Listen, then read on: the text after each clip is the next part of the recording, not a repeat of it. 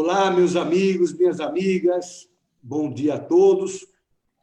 Hoje é sexta-feira, dia 3 de julho, uma sexta-feira fria aqui na capital do estado. E hoje temos mais um encontro, mais uma conversa entre amigos, hoje com um tema muito importante, o que é a busca da justiça e o emprego, o uso das tecnologias, né? Sobre o foco dos limites desse uso, principalmente no que diz respeito ao direito de defesa. Está conosco Vitor Manatielli, querido Vitor, grande amigo. Bom dia, Vitor, obrigado por ter aceito o nosso convite. Euro Bento Maciel Filho, o querido amigo Eurinho, para os amigos. Bom dia, Euro, obrigado por ter aceito o convite. Eu que agradeço. Bom dia a todos. Nosso desembargador Cassiano Soares Rocha. Desembargador Cassiano, bom dia, obrigado por ter aceito o convite. Bom dia a todos. É um prazer estar aqui nessa conversa aqui conosco. E outro querido amigo já esteve conosco aqui, Marco Antônio Marques da Silva, também desembargador, se aposentou recentemente do Tribunal de Justiça, um grande professor da nossa PUC. Obrigado por ter voltado à nossa conversa entre amigos. Satisfação. Bom dia a todos. É uma honra. Obrigado. Eu começo pelo Vitor. Vitor, contextualiza um pouquinho a questão do uso da tecnologia em relação ao processo, principalmente o processo criminal, e tratando um pouco da questão do júri, que se fala hoje sobre o júri virtual. Bom dia a todos. Bom dia a todos. Marcos da Costa, é um prazer estar aqui novamente conversando, embora remotamente, com o sempre presidente da OAB em São Paulo, doutor desembargador Jorge Rocha também, Jorge Rocha, que compõe o TJ de São Paulo, trazendo cada vez mais brilho aí à nossa turma bandeirante. O Eurinho, nosso amigo Euro, várias lutas juntas nas prerrogativas, a defesa da advocacia. E o meu querido sempre professor Marco Antônio Marques da Silva, que me ajudou muito na minha carreira, na minha vida, e quem eu devo muito. Eu vou direto ao tema, queria saudá-los muito mais, que todos são pessoas merecedoras de muitos elogios, todos eles verdadeiros. No entanto, nós temos um tempo restrito e eu vou diretamente ao foco do nosso tema de hoje, que seria a questão do júri virtual. Primeiro, é necessário pontuar, aqueles que nos assistem, que o júri virtual não é, como estão dizendo, totalmente virtual. A ideia é que se tenha apoio da videoconferência, de forma que fiquem presencialmente no tribunal do júri, no espaço do tribunal do júri, o juiz, os jurados e os serventuários da justiça. Quem pode ficar remotamente participando seria o acusado e seu defensor e o Ministério Público, as partes e o acusado. O CNJ tem um grupo de estudos para acelerar, otimizar julgamentos de processos de crimes contra a vida, dolosos contra a vida, no caso, de compreensão do júri. E lá surgiu essa proposta, essa resolução, que até o Euro Filho mandou para nós ontem à noite, desse uma olhada, e lá se percebe o seguinte, que é dessa forma que eu falei, ele é misto, ele é híbrido, e também que ainda está em estudo. O que eu gostaria de pontuar com relação a isso? Eu acho importante o uso da tecnologia no mundo jurídico. Isso veio para ficar. Nós temos nos tribunais, nós temos em audiência. No entanto, no júri, a situação é um pouco diferente, é um pouco complicada. Ele envolve relações humanas. Então, nós temos aí questões, inclusive, constitucionais, relativas à amplitude de defesa, à ampla defesa. Nós vamos ter, por exemplo, um tratamento desigual entre o réu solto e o réu preso. O réu solto ele pode optar por ir ou não ao júri. O réu preso, não. Ele vai, pela resolução, ele tem que estar lá. No caso, ele não vai estar na presença física daqueles que o julgam. Outra questão que eu gostaria de pontuar para debate entre todos é a questão dos jurados, da incomunicabilidade dos jurados. se prevê ali um ato anterior, por videoconferência, onde os 25 jurados convocados, a gente sabe que ao menos 15 devem comparecer a esse ato, vai ocorrer o sorteio virtual desses 7 jurados, e depois os jurados vão até o fórum para participar do julgamento. Quem garante a incomunicabilidade desses jurados nesse trajeto? Ora, se num júri físico o jurado sequer pode telefonar para a sua casa para avisar que está no júri, sequer pode tirar o seu carro do estacionamento que está trazendo para o fórum, ele fica incomunicável a partir do sorteio, nós vamos ter 7 jurados que vão sair de suas casas e vão se dirigir ao fórum, livremente, com acesso à rede social, com acesso ao rádio, à TV, com o poder de estar com outra pessoa junto, conversar sobre o processo. Então, isso também me preocupa, eu não estou afirmando posição, mas isso me preocupa muito. Essas são as principais preocupações que eu tenho com relação ao júri, ao chamado júri virtual. Tenho também a preocupação porque hoje nós sabemos que, recentemente, isso foi na nova legislação, que o acusado ele pode ser preso em primeira instância, preso ao final do julgamento, ao final do júri. Já pode ser mandado de prisão se a pena for maior que 15 anos. É a primeira vez no Brasil que existe essa prisão, entre aspas, em primeira instância. Então, é algo muito sério, algo muito importante. Portanto, eu friso tudo isso, a minha preocupação é essa, e a minha preocupação também é com relação ao contato pessoal necessário no júri, entre o advogado, os jurados, e o contato pessoal entre o advogado e o seu réu, se ele estiver preso. Quantas e quantas vezes em júri que participei, lá na PN França, em São Paulo também, que o acusado, ele me dava elementos. Ele dizia, doutor, não é assim, não. Não foi assim. Naquele lugar que a testemunha fala que estava, lá não dava para enxergar o local dos fatos. Lá não tem janela. Então, ele traz informações, ele é a chamada, a defesa é composta pela defesa técnica e a defesa pessoal. Isso vai se quebrar um pouco no júri virtual. Então, essas são, no tempo que eu tenho aqui, as ponderações iniciais. Eu gostaria também de ouvi-los e aprender muito hoje aqui nossos exímios professores. Obrigado, Vitor. A gente vai voltar, esses pontos todos são muito importantes, a gente vai voltar já para eles. Eu passo para o Marco, querido Marco Antônio Marques. É inegável que a tecnologia trouxe muitos avanços. Nós que estamos nesse processo desde o começo, né? Desde lá, há 20 anos que a gente vem falando sobre isso, né? Há 20 anos. Esse momento atual mostra muito a importância da tecnologia, porque a justiça não parou. A justiça teria sofrido interrupção se não fosse a tecnologia, permitir que todos pudéssemos trabalhar nesse período, com limitações, algumas limitações sérias, mas não paramos, continuamos a trabalhar. Agora, ao lado disso, também a tecnologia tem limites. Quais são os limites da tecnologia?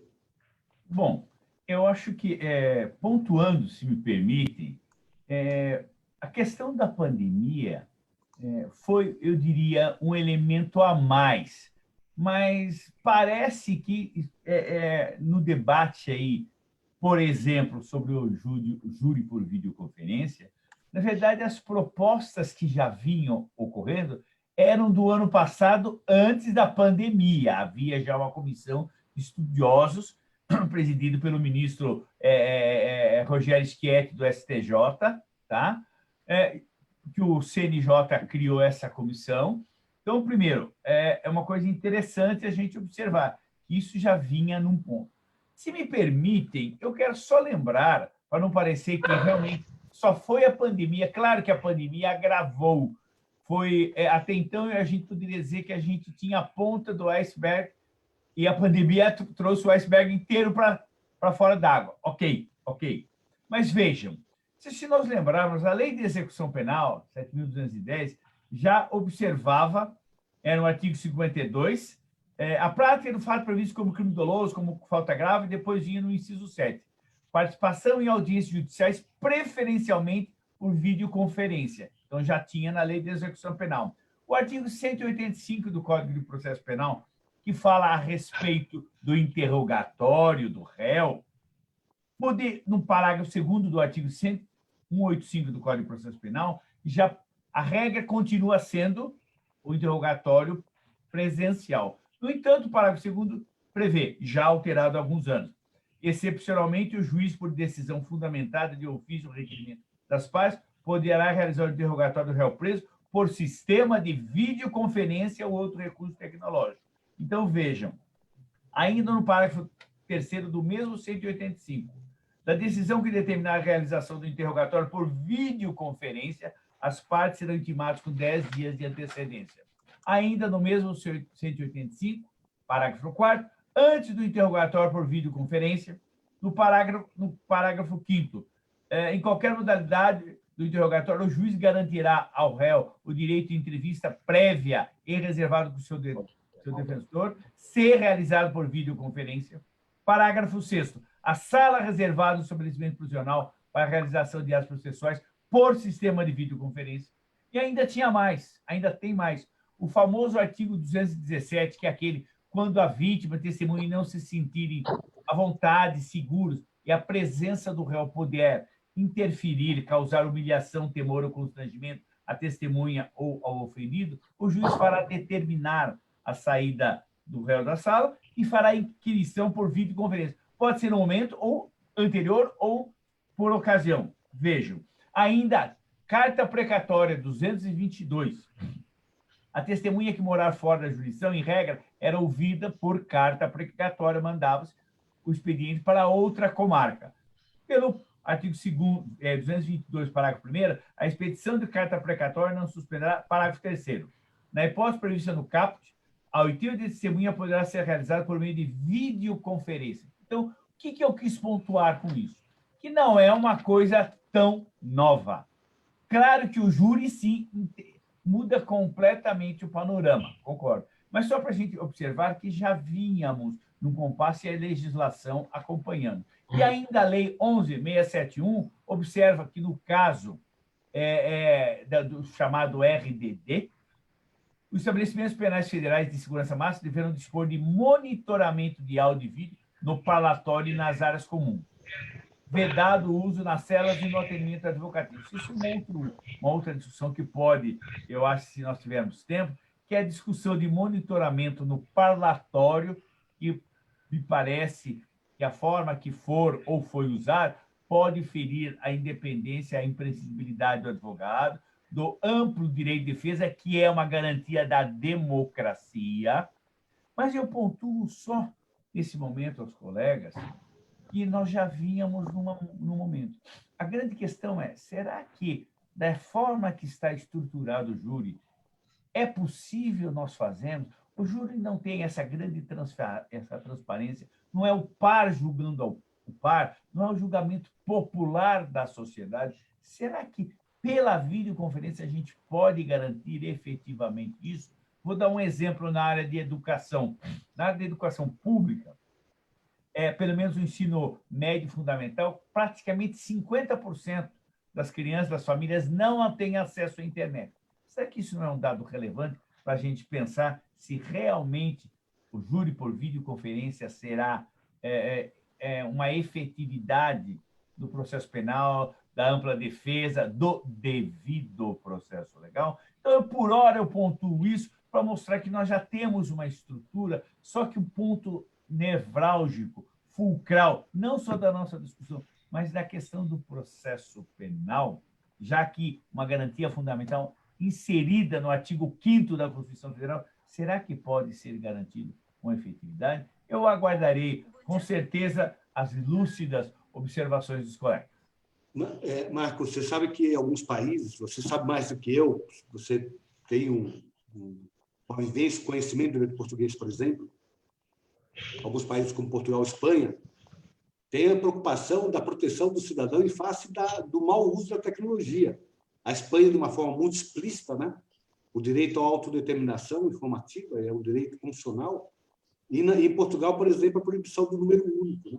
Uhum. Que hoje causa polêmica, mas é um princípio constitucional muito ligado ao uso da tecnologia, né? A privacidade do cidadão, enfim. Nós aqui estamos avançando devagar, mas estamos avançando também com essa preocupação. Antes de passar por euro, eu queria só registrar alguns dos nomes que estão nos seguindo: Silva Cury, Ângela Fernandes, o José Scarino, a Helene de Almeida, a Alessandra Girardi, a Emília Fuch, o Márcio Quintiliano, a Patrícia Bravanel, o Luciano de Oliveira Santos, Paulo Roberto da Silva, o Silvano Covas, o Alessandro Pereira da Silva, o Gilson, magistrado de Monte Alto, a Maria Stuart, a Célia Silva, a Renata Monteiro, a Alessandra Girardi, a Ana Beatriz Nicolau Rocha, o João Milani Veiga, a Aline Fachinetti, a Emília Fuch, já tinha comentado, o André Bottini, querido André Bottini, e o Alencar Luiz. Euro, e aí? Vamos lá. Bom dia a todos, doutor Jorge Rocha, meu querido professor Marco Antônio, meu amigo Vitor, sempre presidente Marcos. Essa questão da tecnologia no processo penal é algo, particularmente, agora eu falo como advogado, né, eu sempre fui muito pouco refratário.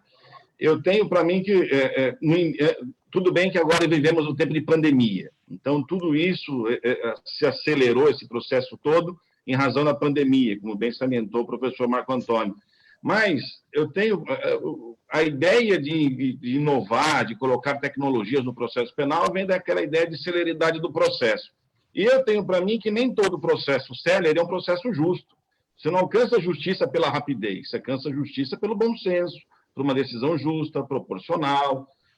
Você, às vezes, não adianta acelerar as coisas, que necessariamente isso não é justiça. No caso hoje, que estamos vivendo, com essa pandemia toda, eu tenho, confesso, arrumado algumas confusões com juízes pelo Estado, primeiro com relação à videoconferência. Essa ideia de instrução por videoconferência, para mim, é um verdadeiro assinte às garantias constitucionais. Mas por que eu digo isso? O professor Marco Antônio bem salientou, né, existem no nosso Código Penal, melhor dizendo, alguns dispositivos que prevêem a videoconferência. É fato, na Lei de Execução Penal. Porém, as hipóteses previstas no Código de Processo Penal, elas estão limitadas a certas e determinadas situações. Ou seja, a testemunha ouvida por videoconferência, quando? Quando ela reside fora da comarca. Seria no caso de substituição de precatório. O réu é interrogado por videoconferência quando? Quando o preso e a sua remoção gera algum tipo de perigo, alguma questão qualquer, está lá tudo no 185, parágrafo 2º. Se a vítima não quer depor na frente do réu, o réu pode ser colocado numa sala ao lado e acompanhado por videoconferência. Ou seja, tudo está estabelecido ainda para um sistema presencial de justiça. No momento em que o CNJ coloca essa questão da videoconferência, vamos dizer, quase que a fórceps, para todos, assim, se adaptarem a algo que não está na lei, eu, de cara, vejo que essa ideia hoje fere, para mim, de plano, a legalidade e a reserva legal. O CNJ não legisla, o CNJ não cria procedimento, nós dependemos, sim, do Congresso Nacional para regulamentar isso, e não do CNJ. E mais, no caso específico da videoconferência, aí seja lá no civil, seja lá no criminal, não importa, eu entendo também que está sendo ferida a publicidade do processo, porque o ato é restrito às partes. Quem está de fora daquela audiência não pode entrar, não tem o link de acesso, fica restrito às partes. Passando isso para o nosso tema também do júri, eu vejo um júri, não importa se misto, telepresencial, videoconferência, o nome que se queira dar à inovação. Para mim é absolutamente incompatível um júri no qual os jurados assistem as partes se degladiando, 1h30 defesa, 1h30 acusação, por um monitor de televisão. Eu acho que isso macula a ampla defesa. Aliás, né, é curioso, existem histórias curiosas do júri, nas quais o jurado dorme durante a explanação de uma das partes. Quem é que vai fazer esse controle? A questão do jurado antes do júri, como pontuado pelo Vitor, eu até acho que a gente pode relativizar, porque queira ou não queira, quando o jurado, embora sorteado, ele chega ao plenário, mas não sabe do caso. Então, talvez o contato anterior, eles não saibam sobre o que é que vão julgar. A gente até pode entender isso.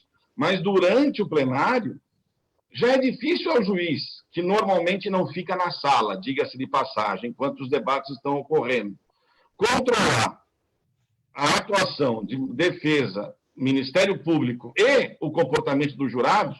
Imagina isso sendo feito por meio da videoconferência. Esse controle fica muito mais difícil. Sem contar que, e isso, para mim, isso vale para o júri, isso vale para a videoconferência, para mim é inimaginável um juiz julgar alguém, seja no rito ordinário, seja no rito do júri, sem ter um contato pessoal com o acusado. Isso é relevantíssimo, né? Aliás, não foi por outra razão, senão essa questão de ter o contato pessoal, que justamente lá atrás transformou-se o sistema do processo penal, que antes as audiências eram tomadas por termo, num sistema audiovisual. A ideia, pelo menos, que nos foi passada lá atrás, do porquê que se grava todo o procedimento de uma audiência penal, é justamente para que os juízes e, posteriormente, os desembargadores em grau de recurso tenham acesso à reação do acusado durante o depoimento.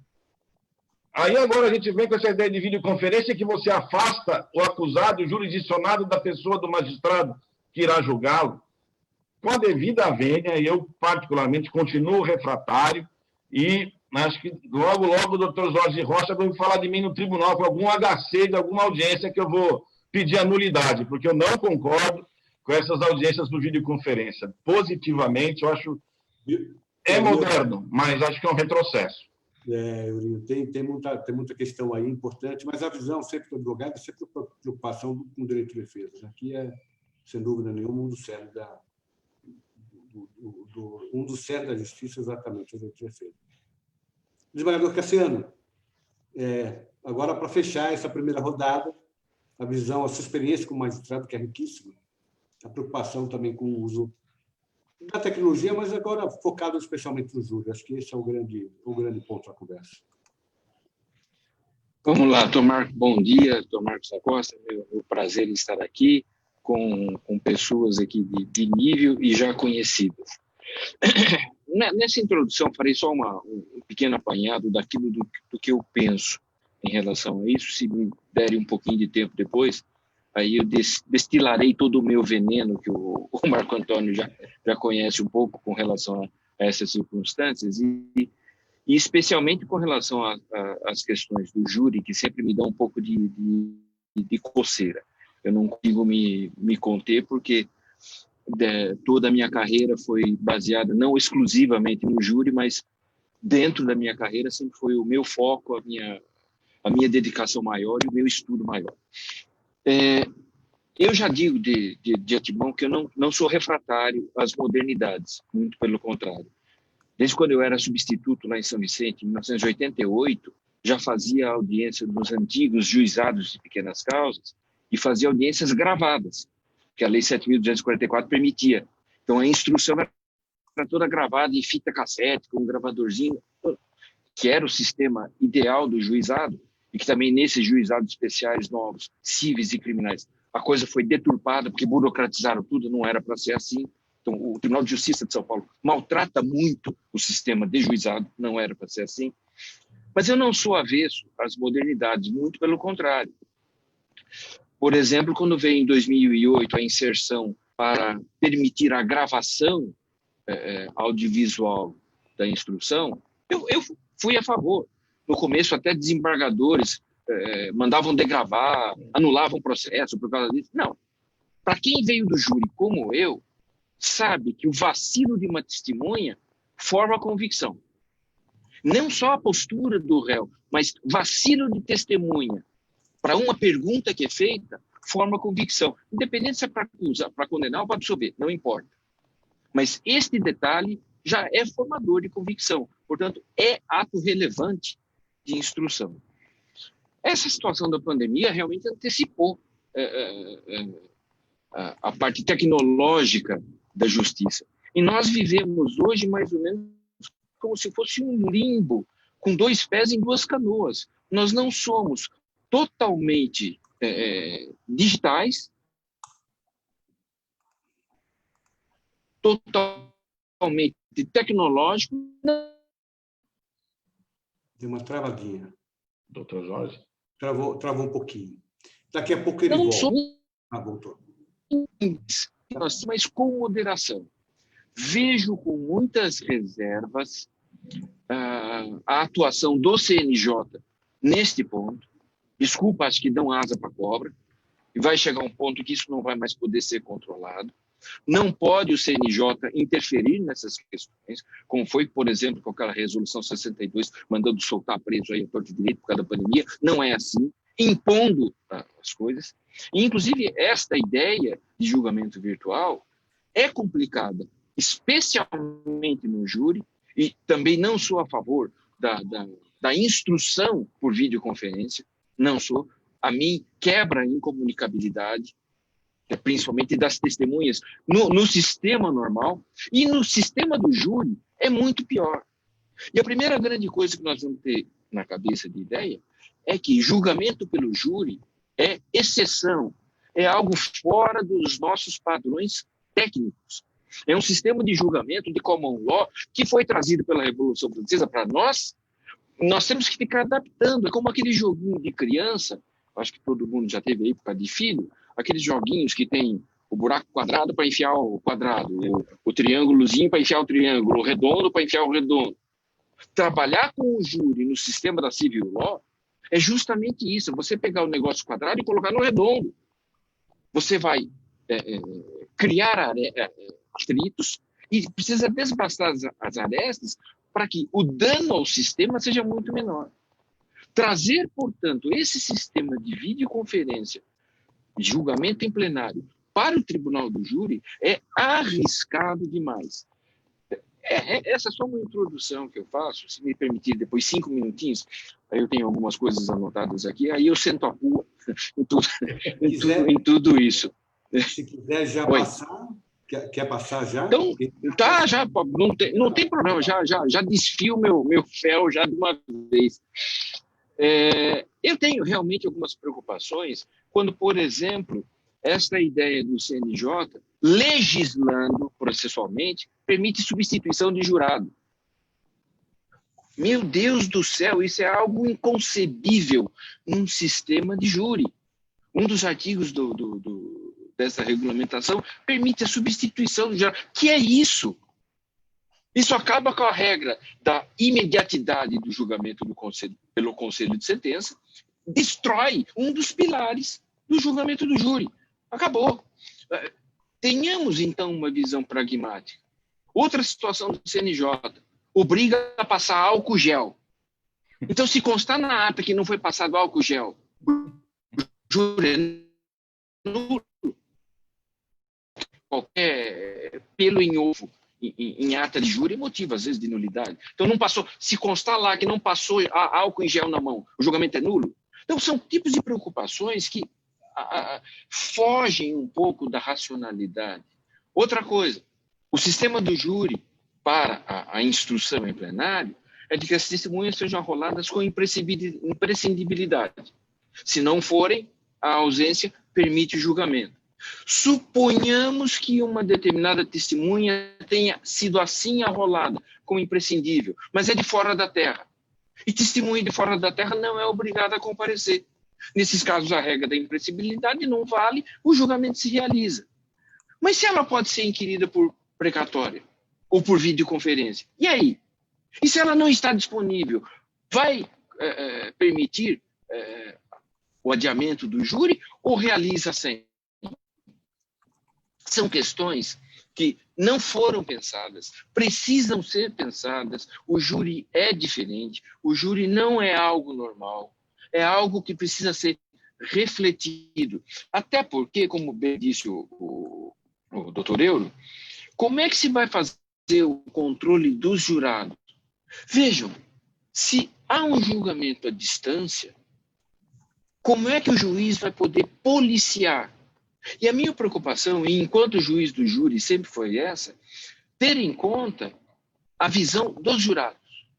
Coloque o juiz togado na posição de um juiz leigo, como jurado. Como ele vai pensar? Porque a grande figura, a grande segurança do jurado é o juiz togado. Se há um juiz togado tranquilo, que bem conduza um plenário, o jurado fica sossegado e a decisão tende a ser mais justa, porque é bem pensada e bem meditada. Agora, se há um júri, um plenário realizado de forma tensa, o jurado vai decidir mal.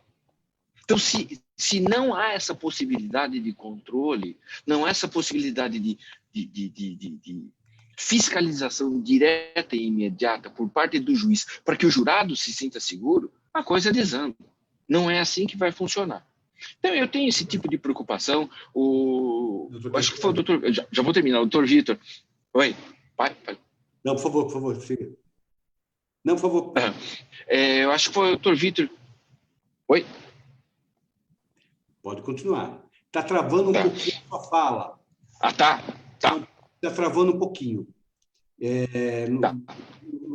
Às vezes está uma coisinha, mas eu acho que deu para todo mundo compreender. Não prejudicou nem um pouco a sua exposição. Não. Deixa eu fazer o registro. Só mais de algumas outras pessoas que estão conosco, muita gente acompanhando, o Heber Fecha, Paula Maciel, Ana Beatriz Nicolau Rocha, o José Rocha Pinto, Cláudio Pereira, a Nancina Costa, a Natália ZM, a Célia Lemos Leite Ortiz da Silva, o Constantino Salvatore, a Silva Prado, a Alexandra Girardi, o Flávio Machero, o Sérgio Soares, o querido Antônio Ruiz, já estamos programando uma outra live com ele, já tivemos duas, Paula Maciel, Heber Fecha, Paulo Roberto da Silva, Thelma Aulícido, o Stasis, o Edgar Russo, Benedito Soares, queridíssimo Sócrates Cordeiro da Silva, a Paulinha Cortez, a Aparecido Lira, Veralice Nunes, Benedito Macedo, o Glaudeci Passador, o querido José Voltarelli e o Laerte Soares. Vitor, a posição do advogado, o júri, eu fiz um júri no começo da vida, nunca mais fiz. Uma frustração, queria ter feito muitos júris, acho que é a realização do advogado. Mas eu imagino o controle que o advogado deve ter, sobretudo controle no sentido da sua atuação, né? Até o olhar para cada jurado, né? Sentir de cada jurado a reação por cada fala, a sensação que você consegue transmitir, a intensidade da fala, uma fala mais pausada, uma fala mais dinâmica. É possível... Como é que faz isso no júri? Esse é um ponto. E outro ponto, vou contar uma história em um segundo. Eu e o Dulce, conselheiros da Ordem, Aprobato Machado, primeira videoconferência proibitiva de um réu. Olha, isso foi em 98. E aí eu presidi a Comissão de Informática, foi a primeira comissão que era no Brasil. O júri advogado, o Dulce advogado criminalista, é chamado para participar dessa primeira audiência. Eu não pude ir, uma questão profissional. Depois, conversando com o Dulce disse, olha, é interessante, mas veja o risco. Testemunha para reconhecer o réu preso. E a testemunha diz, eu não estou conseguindo reconhecer esse réu. O réu era mais o autor do crime. O autor do crime tinha uma pele mais escura. E ele diz o Dulce. O juiz pegou e mandou mexer no monitor, aquele antigo, que tinha aquele um botãozinho que você girava, né? Disse para o técnico, altera um pouquinho, escurece um pouquinho. E aí a testemunha falou assim, não, agora é ele, sim, dá para perceber. Como é que você faz para... Não, mas é assim, é altura, até tesa pele. Dizem, não sei se é verdade, que engorda um pouquinho, né? Como é que você faz para reconhecer alguém do outro lado do monitor? Vitor, sua experiência como advogado, grande advogado que é. A grande sacada aí dessa questão do júri é exatamente essa. O advogado ele tem que ter o contexto de todos os aliados devem ter o contexto. Está um pouquinho baixo, Vitor. Fala um pouquinho mais alto. O contexto de todo o julgamento é essencial para o advogado entender e melhorar a forma de exposição. A forma como o jurado está olhando para o advogado, se está olhando, se não está olhando, se está balançando a cabeça, ou não sabe bem disso.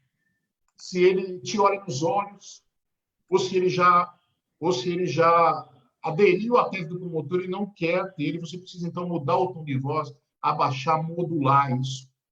Além disso, o desembargador Jorge Rocha disse algo muito importante. A formação de convicção dos jurados, ela se faz pela reação de uma testemunha, às vezes pela forma como o réu responde, como o réu se apresenta no plenário do júri. Tudo isso faz parte da convicção que aí é íntima do jurado, com relação a tudo isso. Ele forma a sua convicção observando isso. O advogado precisa ter esta visão no júri. Isso é fundamental. A tecnologia ela ainda não está preparada, apesar do Marcos ter contado uma história de 88, ela não está preparada também. 98. Então, ela não está preparada ainda. Eu conversava ontem com um juiz federal, ele me disse que o contrato de um aplicativo que estava sendo utilizado em audiências virtuais venceu. E o Tribunal Regional Federal está usando agora uma plataforma comum, como a Zoom, como a Teams. E a gente não sabe também a segurança dos dados, como o Marcos pontuou, e na Europa isso está muito em voga, a GPDR. Nós não sabemos até que ponto esses dados são protegidos. Então, existem muitas nuances que uma simples resolução do CNJ não pode comportar. Está se preocupando lá com minúcia, com álcool gel, isso é evidente, não precisa colocar álcool gel, basta colocar cuidados sanitários. Está se preocupando com isso, mas não é lei. E aí, o Euro bem disse, a questão da reserva legal. Aí, rapidamente, só pontuando a questão do interrogatório virtual, que o professor Marco Antônio também, em outros atos processuais, por videoconferência. Isso se iniciou aqui em São Paulo. O doutor Nagashi Furukawa, que todos conhecem, foi juiz em Bragança Paulista, ele realizou a primeira oitiva de um preso na Avenida São João. Nós participamos disso lá pelo Conselho Penitenciário. Ele fez a primeira oitiva de um preso numa falta disciplinar que estava em Presidente Prudente. Ele ouviu lá na sede da Avenida São João e todos acharam maravilhoso aquilo. A partir daí, o judiciário aderiu a isso. Começou a fazer interrogatório de videoconferência. Até que aconteceu o quê? No habeas corpus da Defensoria Pública de São Paulo, a doutora Daniela Simbranelli, assinava esse HC, ela anulou o processo e o STJ disse o seguinte: não tem lei, não pode se criar um ato processual como interrogatório sem lei. E aí, a toque de caixa, aí se aprovou o interrogatório por videoconferência, que hoje em dia é utilizado, largamente utilizado, e que já deram como legal. Mas naquela época não, porque não havia lei. Agora também, ferindo o princípio da reserva legal, como disse o Euro, esses júris todos aí são passíveis de anulação. Nós vemos o desembargador Jorge Rocha, que é um desembargador bastante rigoroso no Tribunal de Justiça, mas ele compreende o júri. Marco Antônio sabe, era revisor do Marco Antônio, né? Ele sabe muito bem como é o júri, como funciona o júri. E aí, agora, a fala dele vem ao encontro aí dos advogados que estão aqui, demonstrando o absurdo, então, que é esta resolução. Então, a formação de convicção do jurado, respondendo diretamente do Marcos, ela vem, sim, da forma como a testemunha fala, como o réu fala e como o advogado conduz o discurso. Não só o advogado, o Ministério Público também. O Ministério Público também, tenho certeza que não vai aderir a isso.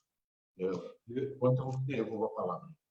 Quando eu falo advogado, eu sempre penso também no Ministério Público, né? Porque há uma paridade de atuação e como o sistema é muito urgente, se tornou urgente em função do debate do CNJ, a montagem foi rápida.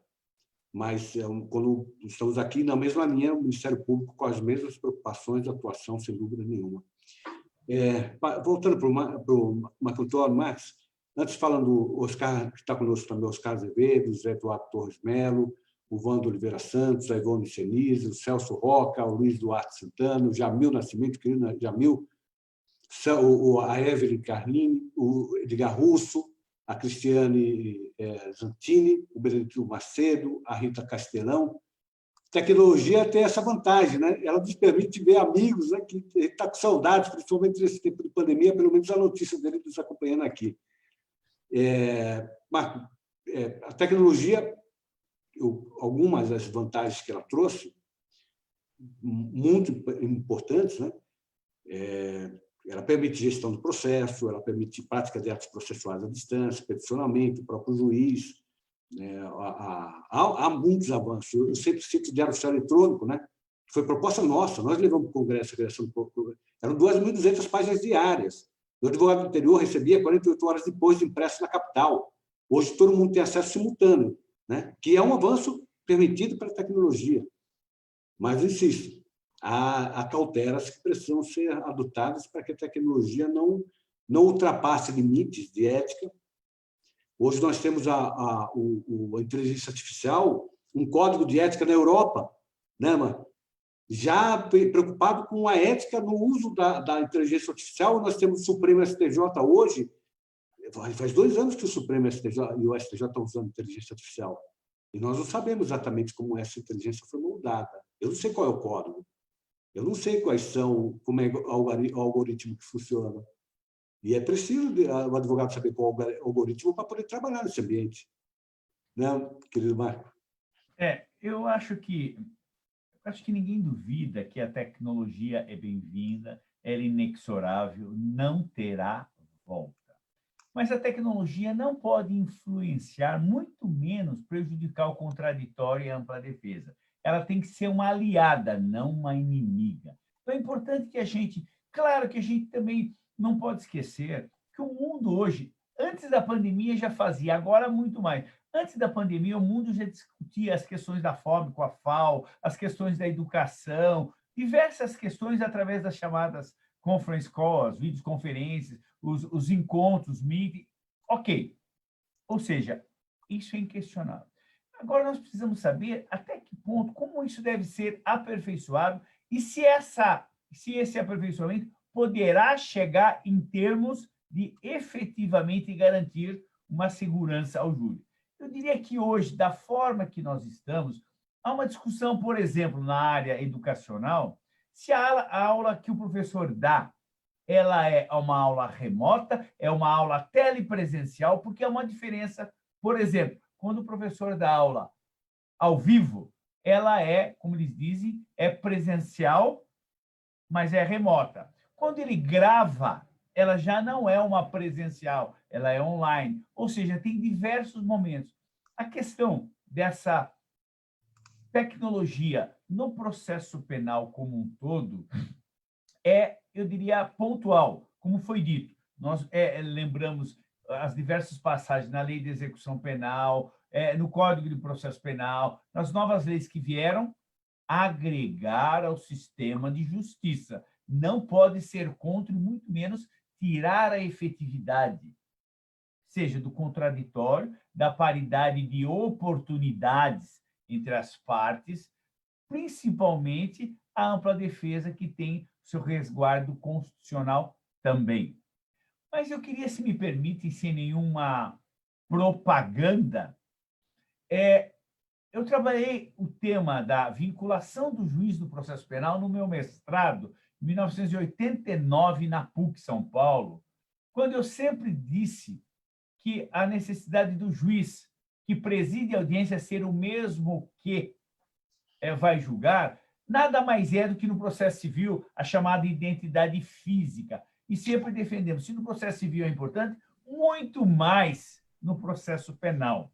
Porque o juiz que está presidindo, ele vê não só o comportamento da vítima, do réu, das testemunhas, mas ele percebe todo esse ambiente. Então, a partir daí, realmente fica um pouco mais difícil esse tipo de avaliação. Anos atrás, eu diria já há mais de 15 anos, eu tive a oportunidade de 5, 6 vezes convidado pelos Estados Unidos, ora como professor, ora como magistrado, vi essas chamadas salas inteligentes, onde aí sim se tinha uma tela daquela quase ovalada, coisa que agora a gente está vendo aqui no Brasil, mas estou falando de 15, 20 anos atrás, onde o juiz, a juíza, do plenário, ela via toda a situação e, ao mesmo tempo, ela enxergava réu, advogado, testemunhas, policiais, e se fosse no ambiente, vamos dizer, sistema carcerário, a sala onde ele se encontrava, porque era ovalado, para saber se ele não estava sendo pressionado, se não tinha ninguém induzindo, instruindo a fala dele, se ele estivesse no estabelecimento penal. o advogado tinha a oportunidade de optar se ele queria ficar na sala de audiências do próprio tribunal de primeira instância, lá da corte, ou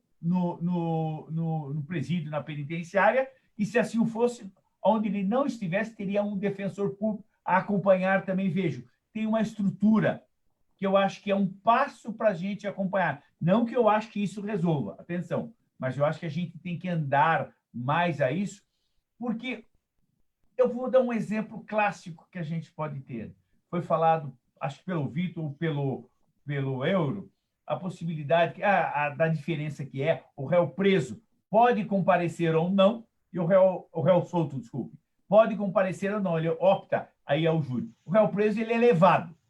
Só que vejam, a hora que eu falar de um monitor, o réu preso que vai aparecer, se fosse assim perante o jurado, ele vai aparecer com o uniforme da instituição penitenciária, provavelmente não sei em que sala ele vai ser colocado, com as grades lá, com isso tudo. Só isso por si só já vai impactar os jurados. Vai ser uma diferença. Sabe aquela história, né? Que muitas vezes o que não se fala, mas o que se vê tem um impacto maior. Até se explicar, quer dizer, será que ele já não vai ser considerado culpado a partir dessa própria circunstância? Vejam, a possibilidade de se fazer... se ele tem alguma dúvida, se fala no projeto, a possibilidade de um telefone reservado do advogado. Desculpe. Talvez seja para uma Finlândia, a população de 3 milhões e 500 mil habitantes, eu costumo brincar, talvez seja o tamanho do bairro de Pinheiros aqui. Uma renda per capita, o número de presos não chega a 5 mil. Nós estamos falando de um país que a população carcerária é quase de 800 mil. A estrutura nossa, quando nós falamos do número de processos... Então, veja, eu realmente temo, embora eu acho que a gente tem que sempre... A gente vive no real e busca um ideal. O ideal é que a gente melhore e tenha acesso a todos e de todas as formas. E aí, para voltar à palavra, Marcos, eu só pontuo mais uma coisa. Foi mencionado pelos vários colegas, em especial pelo Vitor e pelo Euro, a questão da legalidade. O artigo 5º, inciso 2 da Constituição, diz que ninguém é obrigado a fazer ou deixar de fazer, senão em virtude de lei. A partir do momento que na democracia a gente abre exceção a isso, a gente reclama dos arroubos do executivo, do legislativo, também temos que conter os arroubos do judiciário, do Ministério Público, da polícia, de quem quer que seja, porque isso vai tolher os direitos e mais, vai macular a nossa liberdade, a nossa democracia. Porque a partir do momento que eu não tenho lei, qualquer um pode fazer o que quiser. E aonde todo mundo faz o que quiser, nós já sabemos o problema que acontece. Então, terminando essa parte, tecnologia deve ser boa, bem-vinda, mas não pode, em hipótese nenhuma, respeitando opiniões de contrário, influenciar, prejudicar o contraditório e a ampla defesa. Obrigado. Euro, mais uma vez, só avisando o advogado é importante, e aí eu trago também um outro elemento, né? O fato de que aqueles que atuam em diversos tribunais, no Brasil, por exemplo, ainda enfrentam a dificuldade de que cada tribunal acaba legislando o uso da tecnologia de forma diferente. Exato. É como se cada tribunal tivesse o próprio código de processo. E aqui na Justiça do Trabalho aqui de Campinas, ainda fizeram mais, liberaram cada juiz para definir como ia fazer a videoconferência na Justiça do Trabalho. Então, o advogado, além de ter preocupação com cada tribunal, ainda da área trabalhista, tem que preocupar-se e conhecer a forma de trabalho no uso da tecnologia de cada vara. Não é fácil advogar, né? Não. Aliás, esse era um ponto até que eu ia mencionar, Marcos. Nesses tempos de pandemia, está curioso, está difícil para nós aqui do lado da advocacia, porque os juízes eles estão se valendo de portarias, de provimentos, de comunicados, de resoluções, disso, daquilo, mas e a lei? É aí que está o problema, né? Essa questão da videoconferência, essa questão do júri, tudo isso não está na lei. A gente volta aqui no ponto que o professor Marco Antônio estava mencionando. né? O Código de Processo Penal ele é entendido como uma norma de garantia, porque ele define as regras do jogo. O réu, quando ele senta no banco dos réus para ser julgado, ele sabe quando vai ser, talvez ele não saiba o quando, mas ele sabe toda a regra, todo o procedimento. A partir do momento que se altera isso por meio de portaria, provimento e outros quejandos, nós estamos violando a legalidade. Para mim, isso é algo que não tem como fugir disso, né? Aqui eu faço até um paralelo, dentro dessas novas tecnologias que estamos vivenciando por conta da pandemia. Né? Ontem, por exemplo, meu pai fez a primeira sustentação dele virtual no Tribunal de Justiça. Né?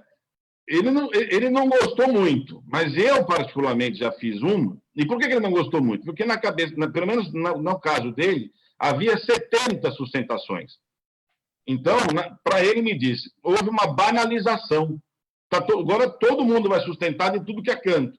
Não sei se isso já está impactando as sessões de julgamento.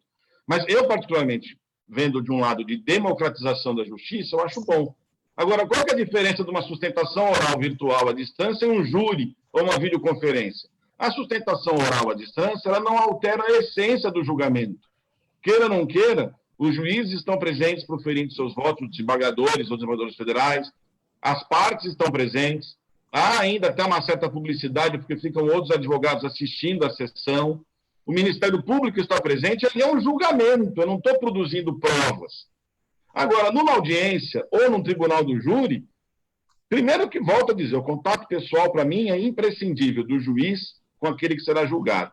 Mas, mais que isso, no momento em que eu coloco uma videoconferência num procedimento e a lei não prevê isso, eu violo a legalidade, eu violo a forma como a prova está sendo produzida. E isso, para mim, é muito grave. No caso do júri, é preciso lembrar o princípio da soberania dos vereditos. Por que eu estou dizendo isso? Porque a defesa ou o Ministério Público tem praticamente uma chance só. Porque se o réu é condenado ou absolvido, não importa o resultado, eventual recurso de apelação tem um âmbito muito restrito. É difícil alterar-se uma decisão proferida no júri em segunda instância, porque por causa da soberania. Então, no momento em que você tem um júri virtual, você coloca o réu numa situação muito delicada, na minha modesta visão. Porque depois, se aquilo der errado, se ele, por exemplo, o jurado achar que o réu de roupa caque algemado por trás da tela é o culpado, ele não vai reverter aquela decisão mais, dificilmente. Então, mais um detalhe que eu tenho que ter muito cuidado em adotar essa nova tecnologia no júri também. Né? Eu, particularmente, volto a dizer, não acho isso viável. Vamos passando, então, para o nosso desembargador Cassiano, e aproveitando para perguntar, nesse momento de pandemia, né, a utilização por parte dos magistrados, né, especialmente do Tribunal de Justiça, por exemplo, para essas sessões das câmaras, tem funcionado em boa medida, né, tem sido um suporte importante. Tem, como eu disse, não paralisou o judiciário, o poder judiciário não foi paralisado por conta da paralisação dos fóruns. Mas há uma preocupação grande dos advogados e com a continuidade desse sistema, porque houve, por parte do CNJ, a extensão desse fechamento, pelo menos assim me chegou, até o final do ano. Né? Nós estamos em julho. E isso, para nós que estamos do lado de cá, isso também causa muita preocupação no que diz respeito ao efetivo exercício da advocacia, porque talvez, como outras atividades estão, nesse momento, começando a retomar, em alguma medida poderia também retomar o próprio judiciário. Mas essa é uma outra discussão. Cabe aí uma outra conversa a respeito. Doutor Cassiano. Exatamente. O CNJ prorrogou o trabalho remoto, não, na verdade, o fechamento dos fóruns, mas ele prorrogou o trabalho remoto até o final do ano e até uma parte do ano que vem. Isso realmente também é uma preocupação não só para os advogados, mas para nós também, de dentro do judiciário. Eu tenho como visão o seguinte, a justiça é feita de ritos, ela é ainda um aspecto formal, e a formalidade dentro da sua essência de respeitabilidade, ainda deve existir. E por parte de todos, não é por exigência do juiz, do magistrado, não. É para valorização do próprio ato que é praticado. Então, a situação de rito deve ser respeitada. É óbvio que deve ser obtemperado, deve ser mitigado pelas circunstâncias da tecnologia. Se não fosse, por exemplo, o julgamento virtual que se faz, nós estaríamos parados. Há mais de 3 meses que não fazemos sessões no tribunal.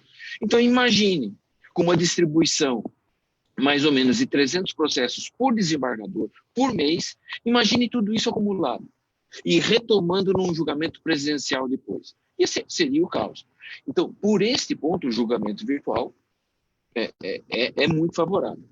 Porém, é aquilo que eu falei, os ritos devem ser respeitados e obedecidos. O formalismo do judiciário tem a sua razão de ser. Atos ainda devem ser assim praticados. Determinados julgamentos, e eu não sou contra particularmente aos julgamentos em segunda instância telepresencial, mas, como disse o doutor Euro, mas eu vejo com um pouco de reservas.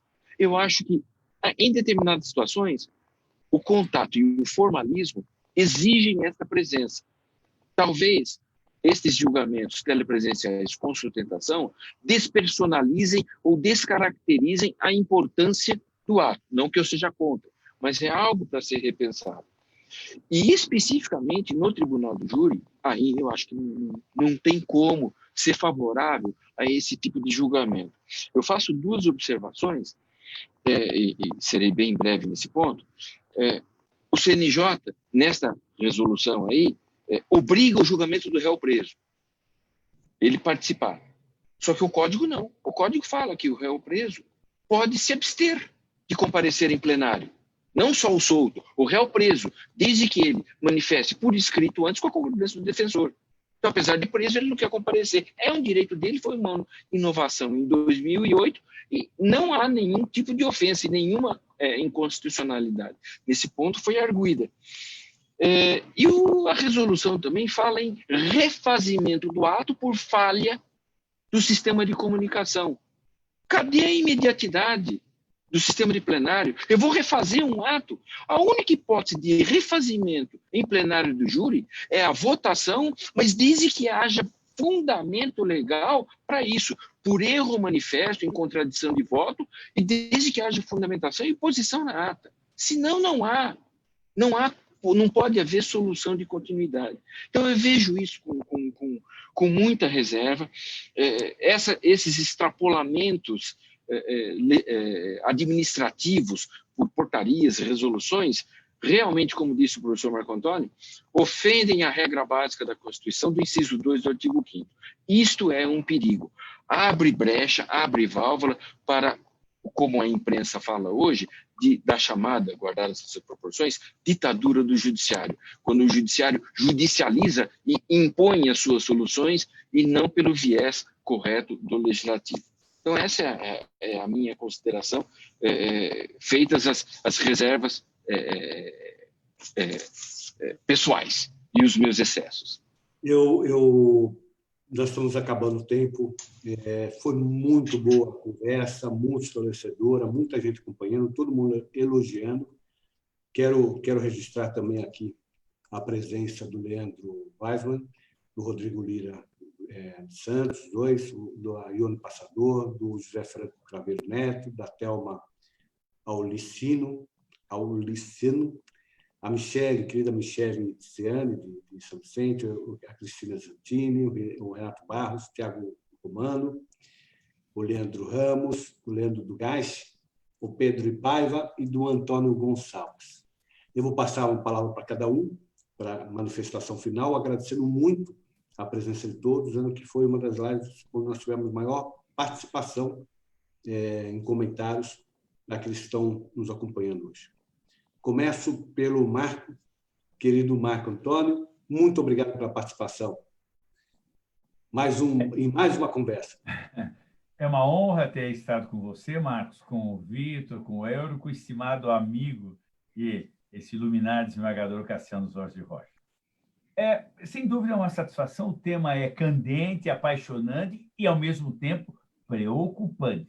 Eu vou deixar, se me permite, só uma indagação para todos nós pensarmos. Estamos aqui no debate e todos os amigos e amigas que estão nos assistindo.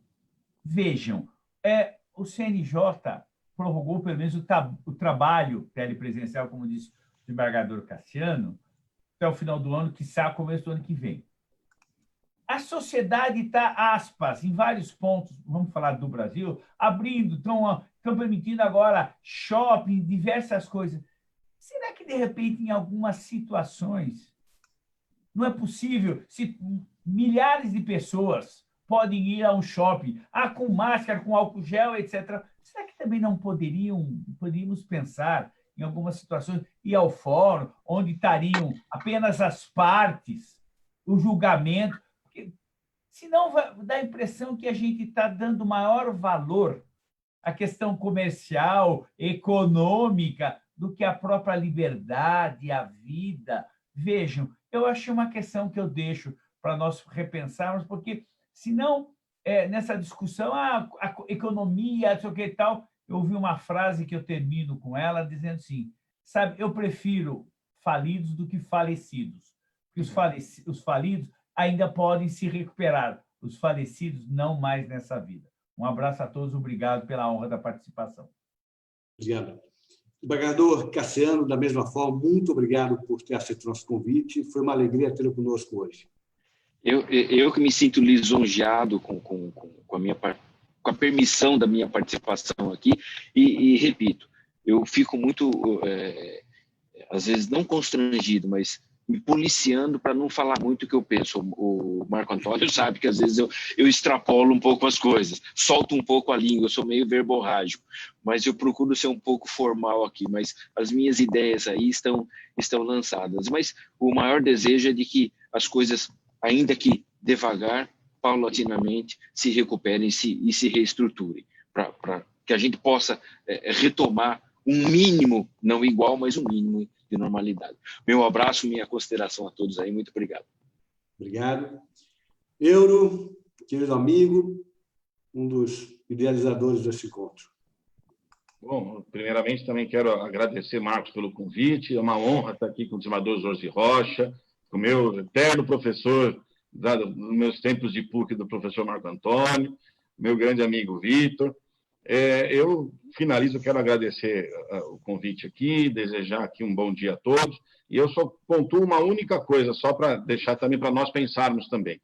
A tecnologia, ela é boa, veio para ser realmente, acho que inovar o Poder Judiciário, hoje é uma vantagem a gente poder ter o processo de eletrônico onde a gente quiser, fantástico. Mas vamos pensar o seguinte, pensando na mesma tecnologia que ajuda, ela pode prejudicar.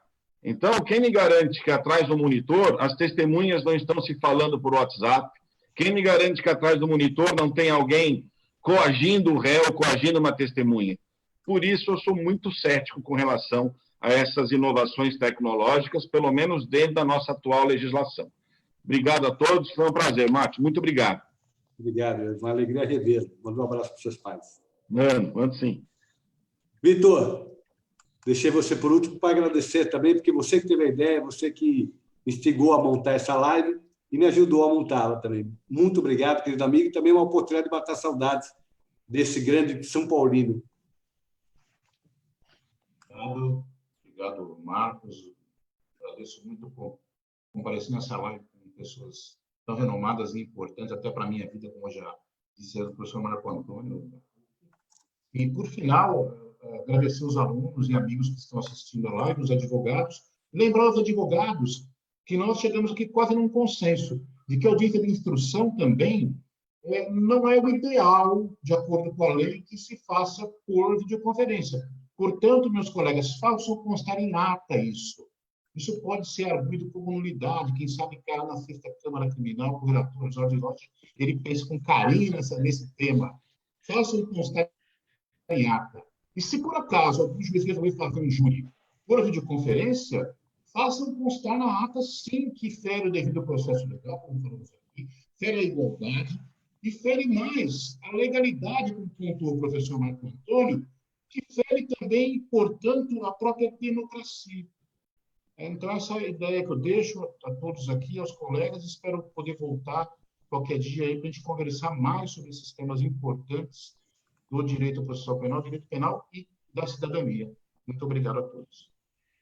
Obrigado, Vitor. Eu recebi uma mensagem de um colega aqui dizendo que está desde as 9 horas no Tribunal do Trabalho, aguardando para fazer a sustentação oral. 2 horas já aguardando para fazer a sustentação oral. A tecnologia, às vezes, ajuda, mas não resolve problemas antigos. Né? Meus amigos, mais uma vez, obrigado a todos, obrigado àqueles que estiveram conosco.